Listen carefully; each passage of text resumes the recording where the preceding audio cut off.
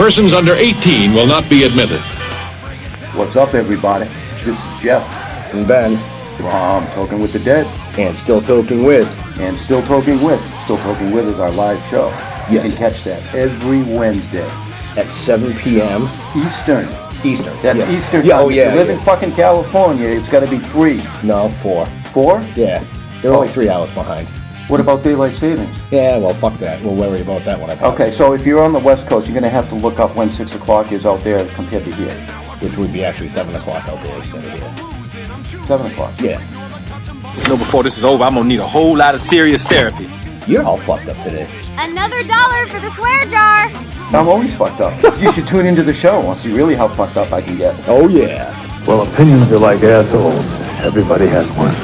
And when you do tune in, you're going to see amazing guests like this.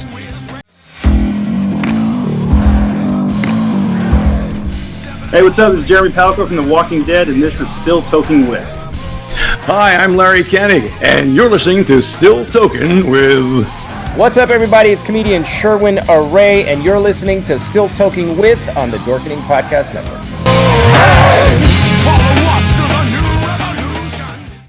Hey!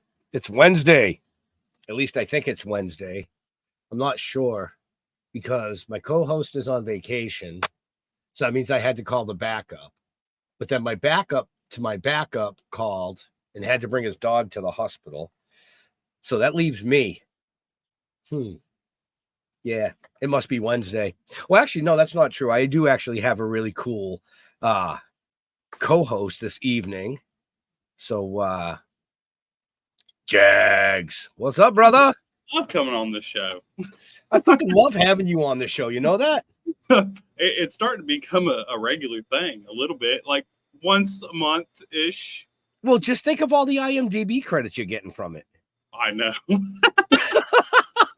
like that fucking means anything, right? Hey, you never know. It might. True that. One of these days, I mean, it's sprinkled in there with all the shitty indie movies that I did. Right. Well, that's because you haven't been in one of our guests' films yet. True. Well, and neither have I. But hint, hint. But no, I mean, we have an amazing guest tonight. Yeah. I've chatted with this gentleman on the phone once before, and been following a lot of what he's been doing with his newest endeavor, and I'm fucking super psyched to talk to him. So let's bring him in. And I hope I don't butcher his last name because that was the only fucking thing I didn't ask him before we went live. But let's see if I can do this. I wasn't even going to attempt it. I'm assuming you don't pronounce the first E. So Troy Oelke. Did I get that right or wrong? Close. The O is actually silent. It's Elke. Elke. Yep. The O has no business being there. Well, then why the fuck did you put it there? I don't know. I've been stuck with it for 54 years. The fuck, man? You did that just to fuck with me. Yeah. No one ever gets it right. No worries. Well, hey, I was close. Usually it's like, okay, the second letter drops. So, yeah, okay, that works. And I should have known that because my middle name's like that. I guess you don't pronounce the first letter. In Germany, it's pronounced Oelke. Oelke. I like that better. Troy Oelke is in the house. How you doing today? Hey, Oelke. Oh, well, dude, thanks for taking time out of your amazing job to come on. Thanks for having me. So what's new? What's going on? Just in the middle of a shitstorm of fun and filming and stress and crazy stuff. It's funny, when I first started this is my directorial debut, Right. I asked all my friends, director friends and everything, for bits of advice. And pretty much all of them said the same thing. Like, nothing's going to go the way you think it is, and just be prepared for shit to happen. So, be ready to improvise. And, yeah, that's exactly how it's been. But I saw a lot of like the behind the scenes stuff that you have been sharing. And I think one of my favorites was you guys were doing a night shoot and it started fucking raining. Yeah. Now did our big gas station scene, and like 2 days before it, I've got someone flying in from out of state, and 2 days before it, the weather says not only is it going to rain, but it has a name. It's a atmospheric river, and so we had to deal with that in the wind, and it was bananas. Dude, that's fucking hilarious. I'm sorry. It's not hilarious, but it is.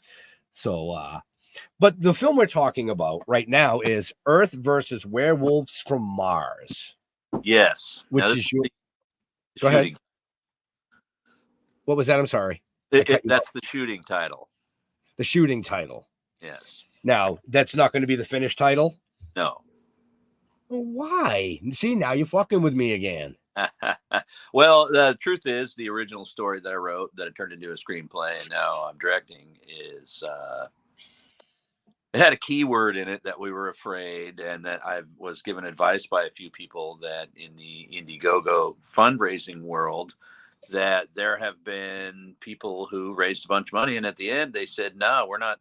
The third party that issues the checks said no, because I don't like something about your stuff, one of the words in it, perhaps. So we took no chances. Gotcha. In case you folks are wondering or want to donate to this amazing film, it is in the ticker down below. It's also in the show notes up above or down below, along with all Troy's information. But so tell us a little bit about this film. It's based in, I believe, the 1950s. Sort of. Sort of. Okay, this gets a little complicated, but I'll try my best. It's the 50s, but it's the 2050s. Okay. So after World War IV, we went back to a simpler time, and we got people in 50s cars and such living the 50s life again. And we're doing this in black and white, of course, film grain and all that. Now, the catch is that in the 1940s, there was a little dictator fella, had a little tiny mustache over there in the Germany. I don't know if you're big history buffs or not, but anyway, there was a fella. Okay. And, so he, you know, the story goes that he killed himself, and the story is untrue. We know this because we had a U.S. soldier who had infiltrated the Russian army and was a spy, pretending to be a Russian soldier when they got there, and he actually escaped. And so the military was so embarrassed by this, they made up the story about Argentina just so they could debunk it. But he didn't go to Argentina. He went to the moon. They've been working on a moon base for over a decade before that. So he took off. He took his scientists. He took his Ava. He took his top soldiers, his right-hand man, his SS guys, his bunch of German shepherds, and so on, and went to the moon. And before they had gone to the moon, they were, going through the paranormal type of experiments, trying to make super soldiers and such. Mm-hmm. Well, they had come across some werewolf blood. And his right-hand man, Hans Wilhelm, they were trying experiments on him. And he was out murdering people by night. And as he was kind of, changing towards that way. And so the German propaganda machine just blamed it on this, that, the other thing, animal attacks and whatever. So anyway, after they escaped, they've been up there for 100 years building a werewolf army. And what better place to build a werewolf army than on the full moon itself?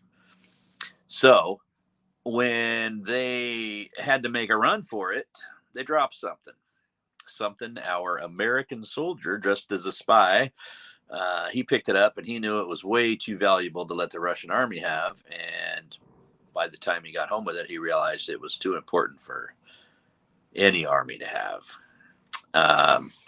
So we fast forward to 2059. and we've got the kids out on Lover's Lane, and they are, they witness something descending to the earth, and from there we go. We're sticking with some slasher standards. Our werewolf is he kills in different ways. Then he doesn't just bite and claw you. He likes likes axes and knives and guns and that kind of thing. I like the hand gestures. Yeah. So he's gonna. What I say is he's 80% werewolf, 100% Nazi. Okay. And so, a werewolf's bad enough. How do you make him worse? Make him a Nazi.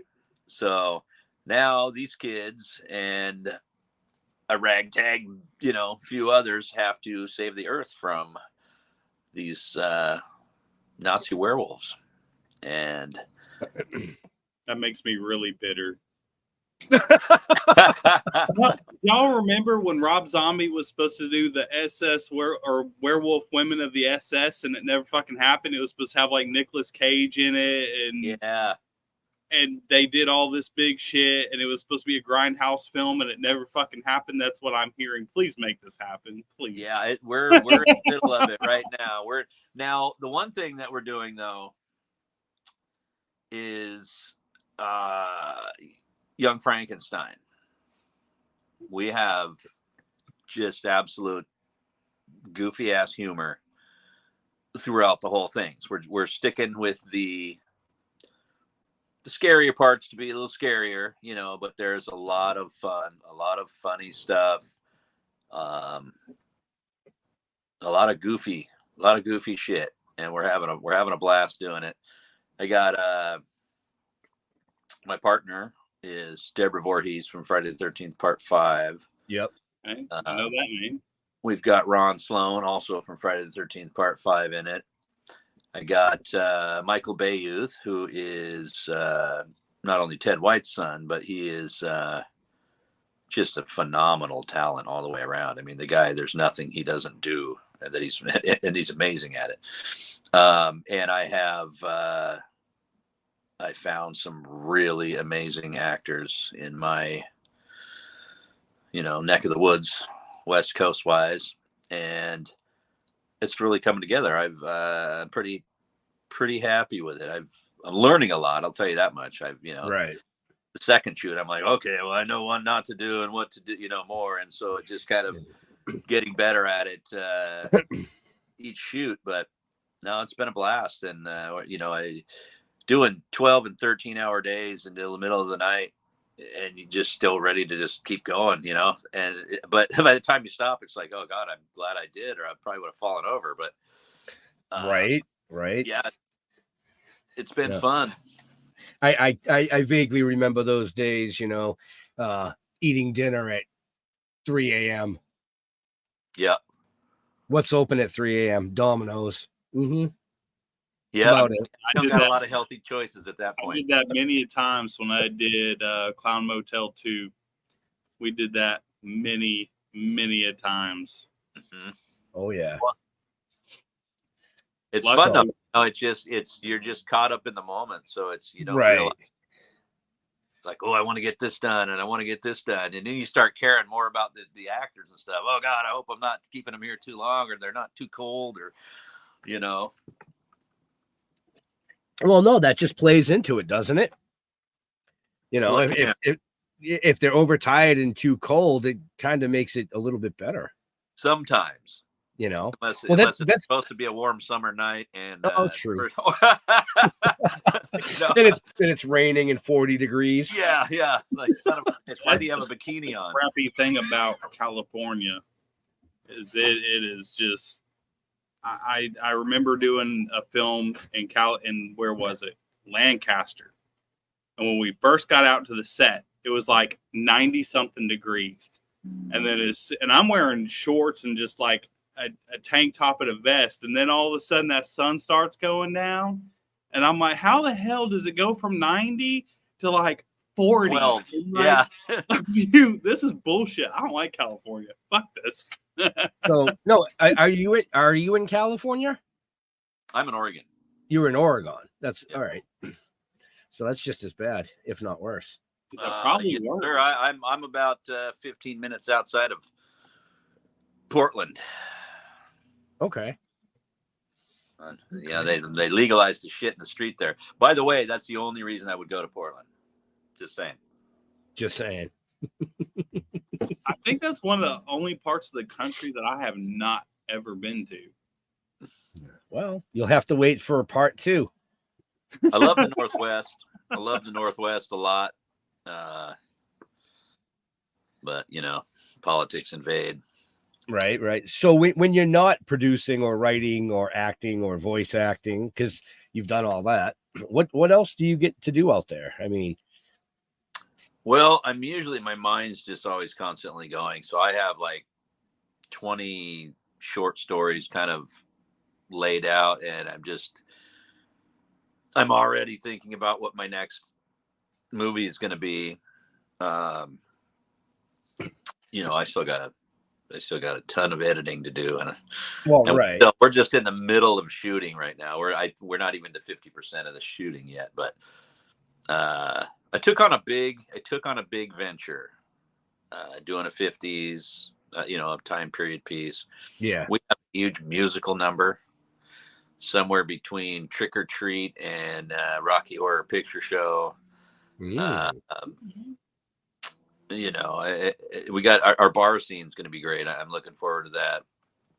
It's kind of where all the beans get spilled, a lot of exposition, and our jokes, we make fun of everything. I mean, ourselves, especially, like, we make fun of our own flashbacks. We make fun of our own, it's a lot of it should be pretty fun. Yeah. I'm looking forward to seeing it, but correct me if I'm wrong. You have 6 things in production right now, correct? Did I read? Oh, he's like, I don't know. Yeah. Did I read that right? I don't know.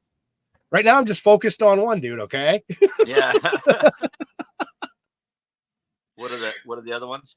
Oh, I didn't look them up. I just looked and it said 6. I figured you'd tell us. Oh shit, man! I've been so busy that you're gonna make me do fucking research. Yeah. What kind of show do you think you're on? I just got a glimmer of hope this morning when I looked up Kill the Orange-Faced Bear, and I found Kill the Orange-Faced Bear Test VFX. So this was a show. This was a pilot I was in with. I sat right next to Damon Wayans Jr. as featured background actor, and for the whole scene where he spills the beans about his girlfriend getting killed by the bear and all this. Well, then they sold it to like Comedy Central or something, and then it got axed. So I don't know if I'll ever see it. I just saw some of the effects. So there was 3 bears. One was voiced by Sarah Silverman. One was voiced by, I can't remember the lady's name, and I forget the guy's name. But like the girlfriend bear kills Damon Wayans Jr.'s girlfriend, who has a twin who's dating his best friend.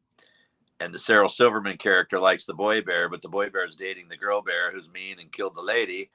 And I don't know why I didn't make it. It's bizarre. Oh my God. But there's still hope. Hope that comes out. Confused right now. Right. So to bring it back to the 6 in production that you've been part of, it was The Witches of Sands. Yes. Springsville. Yep. Pay to Die. Mm-hmm. Of course, Earth vs. Werewolves from Mars. Yep. Helvira's Haunted Asylum of Horror. Yes. And Friday the 13th Blood Loss. Yes. Voice work in almost all of those. Right. And it's a lot of fun. I did the bad guy, the main killer voice in Springfield, and I just did Zombear. I just did some voice work for that. Nice. And I got all kinds of stuff. I get lost on what's in production and what's in post production and pre production and right. But you've done a shitload of like voice stuff. Yeah. So, did you find it difficult moving from that side of the mic and camera to this side of being the director, producer? No, I have like 800 best of videos on my YouTube channel of just skits, me talking to me playing all the parts. So I've always kind of been both sides of it, one way or the other, you know. Right. But what I especially like about the directing and stuff is that I don't have to be I don't have to be everybody. I don't have to be anybody. I can actually ask someone that, you know, is more fitting in for the part, you know, and that kind of thing to actually play the parts. And it's just as neat sitting back and putting the puzzle together and, you know, getting some people, and sometimes, you know, the actors, they come up with some things that work really well. Other times you got to kind of like, okay, no, a little bit more like this for this part, you know, and just all that. I think is just so much fun. Absolute blast. I love the whole process. I've been doing like featured background work for, I don't know, 7 or 8 years or something like that. And being on set, I absolutely love it. Standing around for 16 hours or whatever. It's so much fun. I was just in a movie with, I can't really say, but she is in something that rhymes with Guardians of the Galaxy. And anyway, and she's in oh shit. Her character's name may or may not have rhymed something with like Membulus or something like that. But anyway, I was just in this show where I got to play a bartender in a movie that's coming out starring someone from a show that rhymes vaguely with that. And just like 2 weeks ago, right in the middle of filming this movie, I run over there and do that real quick, and that was fun. Wow. You've been in now you did some other voice work, and one of the ones that caught my eye because I actually watched it a while back, actually a couple years ago, was 13 Fanboy. Yep. Which I've heard about that, but I haven't watched it, and I've seen it. It was really cool. I actually enjoyed it. Was it on Tubi? I think it was Tubi that I've seen it on. I think it was Tubi I watched. I don't know. I got one of those smart TVs. I go through the fucking things. I've ran across it, but I haven't watched it yet. So you have it's all Friday the 13th alumni. Yeah. Some abused kid was locked in the basement. All he had was all the Friday the 13th movies. And so he wrote them, and they didn't write back. So now he's killing them off as themselves. And pretty cool concept. Yeah. Because Deborah Voorhees was in that. Yeah. Along with everything. Dee Wallace. Yeah. You know, I don't think Deborah's the only one we haven't had on the show. We had Dee on the show. So we've had quite a few of them on, actually. Yeah, she's a hoot. Yeah. Oh, shit. I'm not even paying attention to the chat over here. Sorry, people. Sorry, everybody in the chat that's watching and actually typing stuff. I'm used to having another co-host or a backup co-host where I can actually gain and trail off to what I'm supposed to do. But unfortunately, tonight it's well, fortunately, I should say, we get to have all the fucking fun. I know. Right? I'm fine with that. So, Dustin, got some questions for this gentleman here? So as far as like what you've done, is there anything that you really prefer doing as far as like acting, voice acting, directing? Well, I really do love voice acting, but you know, right now I'm in the middle of my directorial debut, and while it's a lot of work, but this is where I belong. This is the way that the best way for me to turn my visions into products, or, something tangible. And, I spent a lot of time on the story and then the screenplay, and then just to get it to where it's at so far here, or like 2 years in. Right. So, I'm just, I'm learning all the way. One of the guys I work with said, "Man, you are getting a $250,000 USC film school education, for next to nothing. You're out there doing it. So, and it's really nice. I've got a lot of people that, from the industry and stuff that are really helping me and keeping me on my toes. And it's not perfect, but it's a lot of good stuff. So it's amazing what you can learn, because like I got into the indie films and I had a little bit of background in graphic design. And once I started doing indie films and like hanging out with some of these guys, and they started showing me like how to edit and how to do like CGI effects. And so I probably learned more from doing indie stuff than I probably would have at like a community college film school. I'm like, man, fuck that shit. Just try to get your way into indie films, because you'll learn so much shit in the time like doing a few of them compared to spending all that money going into debt. And you tend to end up, let's say horror films. If you're really into horror films, you tend to end up in the horror films. You tend to learn about shit that you like, that you're interested in. And so, where a certain school, there may be some foundational things to learn and everything, but then you're going to learn 80% of the shit you'll never use, Right. And just getting hands-on, focused on what your interests are, I think is invaluable. Right.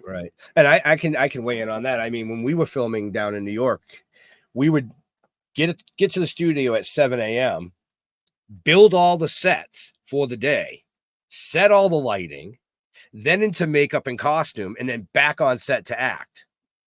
And, you're doing, like you said, you're doing those 12, 16, 18-hour fucking days, but you're learning shit that a lot of the other side doesn't get to learn.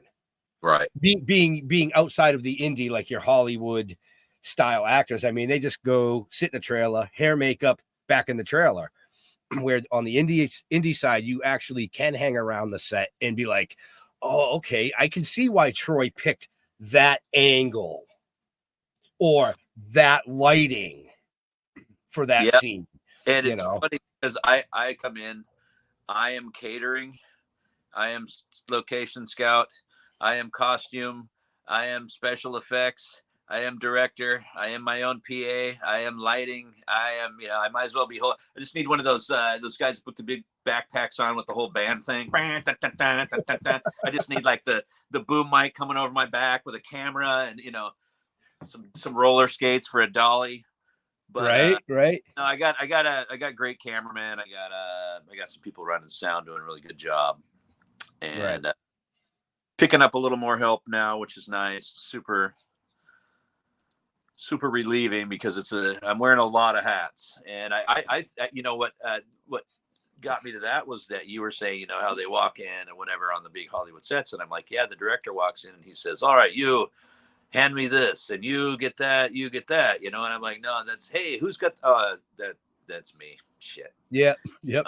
Who's fucking idiot? Who forgot to do? Oh, that's also me. Shit. Where the hell did I put the chip? Where is it? Where is it? There. Oh shit! Quick, somebody run to Walmart. Get me another one. Oh, never mind. Here it is. I had it. Yeah, right. You're on your way back. That's okay. I found it. Hurry up and get back here. You're in the next fucking scene. It was in my pocket. Who knew? Right. So how hard has it been on getting the money to create these? And I know a lot of people, because I've seen in a bunch of chats on Facebook and stuff like that everybody says it's the most hardest thing to do is to raise money to make a film, and half of them say it's not even worth it, because a lot of the times most of your indie films never even make it to a shelf or much less viewed at all. So I decided to take on, because I've been a part of a lot of campaigns. I've helped with a lot of campaigns. And I decided to go the route of crowdfunding, because I have a lot of people in the industry, and everybody knows that I make goofy skits and stuff. And, it really did start off slower than I thought. But everybody's telling me just keep patient, keep with it, and there are certain kind of strategies you go with. But I'm really fortunate, because I'm shooting a 50s film. But I went down last year to our local car show. Hi, my name's Troy. I noticed your 50s car. You want it to be in a movie. Met a bunch of people. We got right dead center in my little town, someone spent a shit ton of money putting together an old 50s gas station, like every single thing about it, even the products and the windows. So we filmed a gas station scene there. We've got an old bar we get to use. And, so I raised about 5,000, and then we've got a couple thousand more from outside of that. It's pretty funny how fast it goes, though, when you start getting costumes and you start getting this and that, and then feeding the cast and crew each set. I mean, even if you bought them just lemon bars and celery sticks, you're still talking $100. Oh, yeah. So, yeah, I know. But it's I kind of had a good setup there. I got a buddy who has a 1960. So you know how when you're driving around in 2023, you're driving the 2024 Chevy. So we've got the 2060 Impala in 2059. And we have a narrator that's just incredible. You'll see later why. We're colorizing the blood. There you go. go. So like a Sin City type thing. Kind of. Nice. That's cool. Yeah. Nice. I dig that. That'll give it a nice effect, I think. Yeah, add some film grain, and Mm-hmm. it should be fun. We got a lot of comedy. We got a lot of blood. There is no nudity, and there's no cussing. I think the word damn was used once. Everything else is consarn it, gee willikers, and gosh. So 1950-ish. Yes, we're calling it a family slasher. A family slasher. You can bring your children to it, folks. Come watch them get murdered. Right? So I know you said you're about 50% of the way through filming. Do you have a target release date? The first of the year. First of the year? Okay. Yeah, if I could do it around Christmas or something, I probably would, but I am absolutely in no hurry. I want to take my time and edit it, make sure I don't push this out. I tend to finish something and go, all right, that is perfect. And then I'll just put it away. And then a month later, I'll turn it on and go, oh, wait, no. I just noticed something. I got to shorten that there. I don't like that flow, so right. A little bit of this, a little bit of that. But I'm shooting for the first of the year. Should be fun. I'd love to get it in some drive-in theaters. We're in talks for possible limited theatrical release, which she had 13 Fanboy, and definitely going to hit streaming services one way or the other. Right. But we're about halfway there, and so there's a lot of work left still, just like going to get some insert shots, here and there, and that. But for now, and I actually do have a part in this. I'm playing Rockin' Ricky, the DJ, and so he's got kind of a part throughout. And we have in our Indiegogo, we've got a product placement deal. It's $1,000, and you get like 5 spots in the movie with your product does, and a commercial. So we're doing in the middle of this movie, we're going to stop and have the intermission. Let's all go to the lobby, and then come back with something like a Chesterfield cigarettes type thing. One of the products we have that bought the product placement is cocaine energy supplement, which is just it's like an energy drink, but it's called cocaine. And so we've got scenes in there where it's just like, and then there's like radio ads for people. We have a spot for some podcasters. Was that a hint? Was that a hint, Troy? Potentially. So what we do have a scene where the kids are entering a house trying to get a hold of somebody, and in the background is a podcast playing the whole time, and they're talking about Nazi werewolves and such. like this episode. Yeah.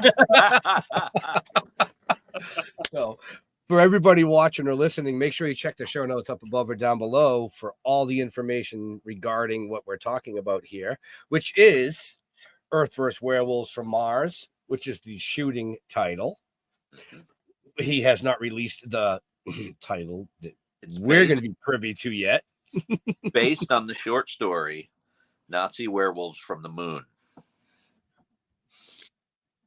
So there are still, I thought I saw a bunch of really cool shit still on the Indiegogo campaign, if I'm not mistaken. Yeah. You know, I could probably pull it up on my side screen, but it won't let me share it because my computer's just being a little bit fucking narf tonight. You know, I didn't know where I was going to go with that, so I just stopped. Oh, fuck. It happens. It happens. Oh, I know. So, but anyway, back to what we were talking about, which was what? Movies. Nazi. Oh, that's right, movies. Right. Nazi Werewolves. Nazi Werewolves. Where did it go? Hey, I was showing that. Don't play with me. Don't. It's all right, Ben. Don't go click happy now. Just I hit the wrong button. come on, calm it down, man. As long as I don't hit the exit stream button, we're good. I actually have a question. So, do you have a film or a project as of right now that has been your favorite, minus what you're doing on your own right now? Well, oh man, that's rough because I really like a lot of them. Pig was a lot of fun. I ran into Nicolas Cage. I was in the woods, and it was me, one other woman, Nicolas Cage, and another actress. But that's my big Nicolas Cage scene hit the editing room floor. Have you guys seen the movie? No. I wasn't going to talk about it because your scene hit the floor. It's terrible. It's a terrible movie. Is he as bad as what people say? I've heard a lot of horror stories about Nicolas Cage. He wouldn't talk to anybody. He didn't talk to anybody. He was just sat by himself on a bench in character. So, but yeah, the movie, you know, someone steals his pig, and so he goes and asks people, "Have you seen my pig?" And they're like, "No." And then the one guy's like, "Sorry, spoiler alert. Sorry, the tweakers I hired to kidnap and accidentally killed it." Oh, and then he goes home and goes to bed and cries. I mean, they missed all this John Wick revenge moments that he could have fucked people up, man. He could have. That's what I was thinking. This movie. Oh, you took my dog. You took my pig. I'm gonna, you know. No. It was just no. I don't like it. He's all no. So I actually did pull it up off screen to talk about. Where did it just go? Oh, there it is. So some of the perks, folks. You can get your face on a wanted poster. Mm-hmm. You know, there's still some of those available. IMDb credit. What's that? That'll be in the police station in the police station scene. Okay, so you can get your photo in the movie. Mm-hmm. You can your best or worst dad joke. Yeah. There's still one spot left for your artwork to be on screen. Business mentions, radio ads, associated producers still available. Some screen used props, I see. Mm-hmm. Your business in a commercial. Oh, hell, look at this. You can join the cast, folks. There's 3 left. 3. You can join the cast. You can actually be in this. Yep. Or you can go even better. There's 2 of these left. You could die on the fucking screen. There you go. Yep. You can fucking die on the screen. I'm just telling you. Go check this out, man. I'm looking at them. I'm like, ooh. You ever die in a horror movie? Let's see. Go sell some fucking feet pics and give them your money. Right? I was just gonna say, okay, let's see. I got that edition coming. I got that big edition that I gotta build soon. So if I add that much plus my travel plus my food to that, Hey, just sell some feet pics, man. Just, Feet pics. yeah, You don't man. want to see my feet. Hey, just paint your toenails up, shave the top of your feet. You know. Some werewolf feet. Why do they have something called hobbitfeet.com? There might be. I mean, people are into weird shit nowadays. So I'm just saying. Yeah, that is true. That is true. You never know. It could fucking work, man. You might make like 15 grand tonight and just drop that shit and go. Totally. I mean, just throw some, toenail polish on there, some, pretty toenail polish. Yeah. Maybe some red with some sparkles. Right. So, no, that's there's some pretty cool shit. I remember looking at this like 3 or 4 weeks ago, and I was like, wow, this guy's got his Indiegogo on point. Try to make it fun, I like people to be able to participate. I just think that people like to do that. So I'd love to give them a chance to come down and, maybe this would be the only chance you'll ever have to play a werewolf in a movie or to die in a movie or, Yeah. And I'm not even going to get into price points. It's right there ticking at the bottom of the screen, folks. It's also in the show notes. You can go check out the price points, but it's actually priced relatively inexpensive. Yeah, I tried to stay kind of lower on the lower end. Considering some of the ones that I've seen. Yeah, I've seen some astronomical shit out there in my day. I've had so many directors send me and be like, "Oh, you could play a part for 10 grand." I'm like, who the hell's got 10 grand to just pull out their ass and be like, "All right, I'm gonna be in an indie film. Here's my 10 grand." Yeah, right? I'd be like, "Shit, I'll use that to make my own movie." Yeah, no shit. Yeah. If I spent 10 grand to be in a movie, I'd be homeless. Yeah, and divorced. Yeah, better be a damn good movie. Right. I don't think you're going to see your investment back. Well, and that's what I was saying about the price point. It's a very small investment to be part of something. You never know when it comes to independent where that something is going to go. I mean, look at stuff like The Evil Dead. Yep, The Evil Dead. Even Toxic Avenger, the original. I mean, some of these films were shot for really, and I call it low budget because it's not Hollywood money, but low budget film that became huge fucking cult classics. Yeah, like huge. And it's usually the funny, off the wall, goofy style film. Yeah, that everybody's like, this is. A lot of your stuff like Trauma set the tone for that. Right. And you also had Peter Jackson back in the day. Yeah, Lord of the Rings, Peter Jackson people. If you go back, he did one, which is one of my favorite horror films of all time, which is Brain Dead, or Dead Alive, and some people called it Brain Dead. Here in the United States, I think it was Dead Alive, which is one of my favorite films of all time. And then he also did Bad Taste 1 and 2. And I mean, they're super low budget, extremely freaking gory. I mean, I think Dead Alive was banned in some countries, may still be banned in some countries to this day. Well, we know Troy's film's going to be banned in Germany. For sure. I tell you, man. I got to be on a watch list somewhere, ordering fucking Nazi memorabilia and shit. I'm like, no, man.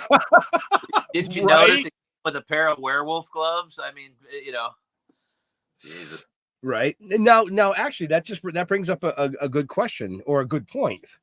How hard was it getting some of the Nazi props?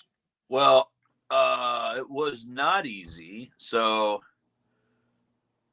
at first I started getting some generic stuff. I started looking actually for one of my werewolves. I was looking at the black officer's uniform from Star Wars.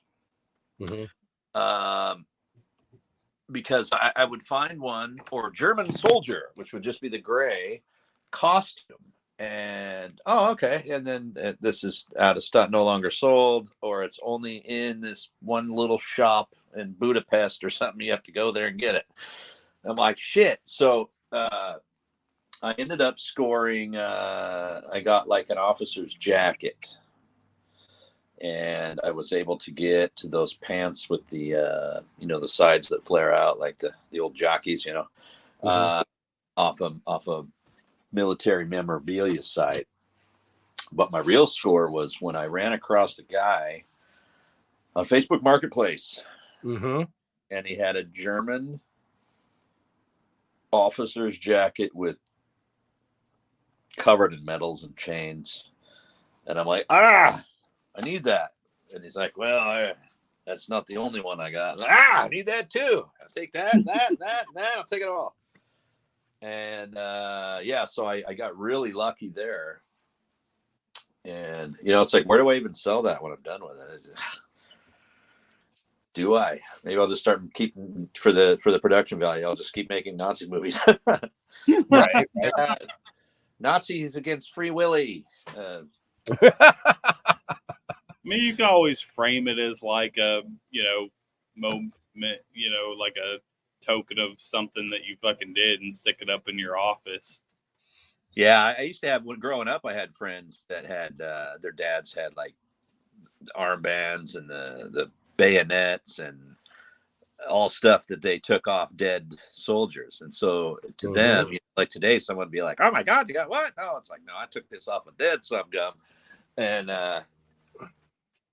you don't see that too much anymore, but I mean, I've never been in no Nazi movie, but there's stuff that I had from movies, like whenever I played, the clown Scoops the Clown.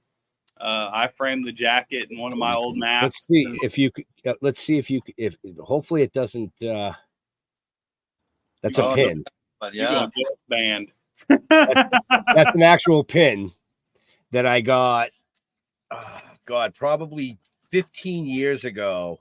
I just happened to see it in like a thing, like somebody was selling pins, but it actually says Adolf Hitler 1933 on it. Oh wow, it's like a political, like probably running for office. Right, yeah, it was like a running for office style pin or something back then.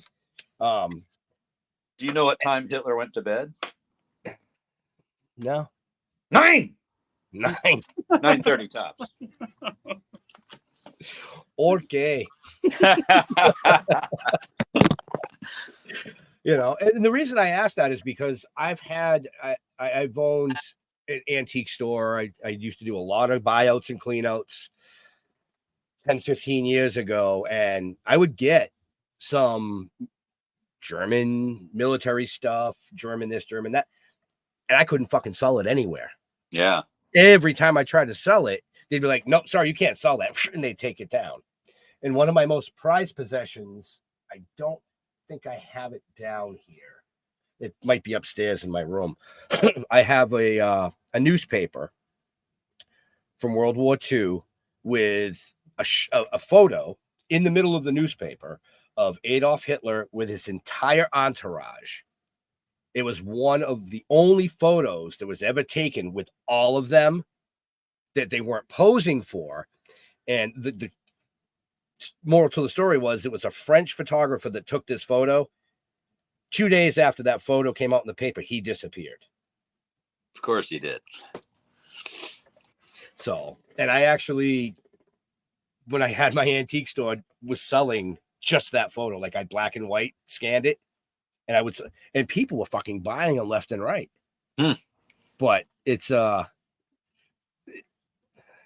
like history. I'm a military insane buff when it comes to history. I love to watch how things went down. Like how people got away with this, what their strategy was, and and I'm really, really big on based on actual event style military things. Let's be realistic. There's a lot of military movies out there and things like that, but it's when it's based on actual events.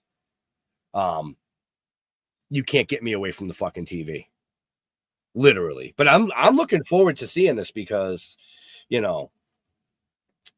I think it's going to be a kick-ass film. I think it's going to be fun. If nothing else, it should be a fun, unique kind of ride. I just, I set out to make something kind of fun. We're in the future, but the past, and, right. The narrator is like their kid from the future. And so it's very complicated, but simplified at the same time. Right. Now, just for our viewers and listeners, is there a time frame where the Indiegogo will end? Yes.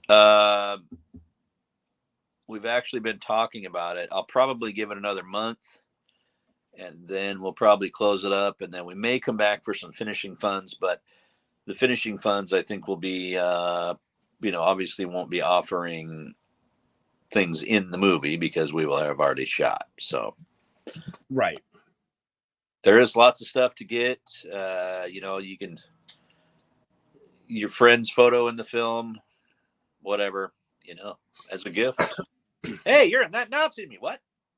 Right. And the reason I'm bringing that up again, folks, is Father's Day is coming.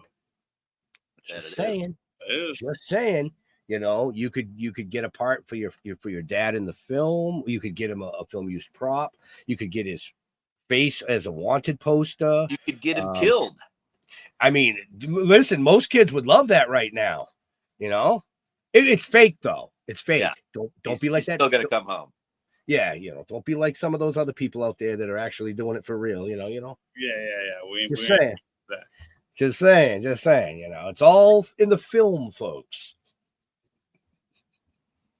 Oh shit! But we are coming up on time, and I know Troy has to get back to work because he really begged me to try to move the show by a couple hours, but unfortunately, with the network and all the other shows, it was just it was almost impossible to do tonight. So if we have any last questions or comments or anything, you get them in the chat now because we got to let this amazing gentleman actually do some real life stuff very, very soon. Filming. Appreciate you guys. It's not a problem. So there's been a ton of comments, a lot of people watching. I think they're afraid to type. See them, so I can't. I'm sorry if I'm not. That's all right. You can go back later and rewatch the comments if you want to. Okay. Or not. I'm okay with that. I'll go back too. and try to answer anything that anybody's asking if possible. No, I mean, most of it was just like, oh, hey, what's up? Okay. This is awesome. A lot of clapping hands, some laughy faces. Oh, I didn't even see that foot fetishes. Oh, yeah. Happy Father's Day. Things like that. If there was anything pertinent as questions, I would have brought them up. Okay. Maybe because I was kind of like watching. I was watching it with one eye, kind of, sort of, But with that being said, Dustin, any last questions for our guest? No, I mean he covered that shit fucking beautiful, right? I mean, half the questions I had written down, he answered before I even had to ask him. So I'm looking forward to seeing it. I'm definitely going to check it out whenever it comes out. Right. So, pay attention, folks. Show notes up above, down below. Follow Troy. Follow the filming. Check out the Indiegogo. It's all there everywhere in the show notes. Then you'll know when it's coming out. But one question I am going to ask is a question that our producer usually asks. What does Troy dork out about? For instance, there was a guest on who dorked out about the history of sunken vessels, and another one dorked out about astronomy. What is something that only Troy really might know that Troy dorks out about? Well, there's two things. One is I want to solve the Zodiac. I'm fascinated with the Zodiac. I bought the whole disc from the FBI of the redacted materials and all that. Other than that, my real dorkness is retro TV shows, man. I will stay up all night watching Battlestar Galactica, The Bionic Woman, $6 Million Man. I was watching the Croft Super Show last night. There's something about the 70s, even early 80s, that I don't know. They just can't capture it these days. It was such a more fun and innocent time, and it makes me smile. Excellent. I like that. Because, those were my years. Now I'm aging myself. My whole movie is basically based on the old Sunday creature features, monster movie matinees. Kind of the theme behind it. Yeah, I grew up loving fucking Gilbert Gottfried's Up All Night on fucking USA Channel. Mm-hmm. I mean, I was born in the early 80s, and that shit, man, that's where my whole fascination with horror even came from. We used to watch Elvira when she was on her cable access show or whatever. My mom even bought me a shirt, and loved it. You can actually watch her stuff on Tubi right now. The what? You can actually watch her stuff on Tubi right now. The Elvira. Yep. It's all on there. Yep. Very cool. Yeah. So we're going to let Troy get back to what he's doing. So let me close out the show. Troy, on the social medias, where do you like people interacting with you? Well, Troy Oelke, Oelke at Facebook.com. That's my main thing. And there's also Troy Oelke at Yahoo.com if you want to send me an email. That's pretty much it. Wow, he's very simple, folks. I only use my other stuff to troll people and be a jerk. So those are different names. Nice. Jags. What up? So you guys can catch me on Hellfire Entertainment Media Group. Usually every Friday night, we've got Sound Injection. I am one of the hosts. This weekend, we will have Eden on Fire. So 9 o'clock Eastern, 8 Central Standard Time. We're actually going to be doing a premiere of their new video that's coming out. So check me out on there. We got a bunch of other stuff coming out. Hellfire Radio is coming back. So check us out with that. Hell yeah. Super stoked about all that too. My brother from another mother putting in work. So I'd like to thank Troy for coming and hanging out with us tonight, giving us the 411, or should I say the 911, on what's coming out here with his latest endeavor. Check the show notes up above or down below. Don't miss out on this Indiegogo. I'm telling you, I'm sure if you reach deep into the back seat of your car, you might find enough change. Because I know I would, Big shout out to Dustin Jags for coming and saving my ass tonight as my co-host, because everybody else is taking a little vacation or siesta. But in all seriousness, folks, to all our veterans and first responders, we want to thank you for doing what you do so people like us can do what we do. Stay safe. We'll see you next week. We are going to be out of here when Ben can find the right button, and there it is. Come on.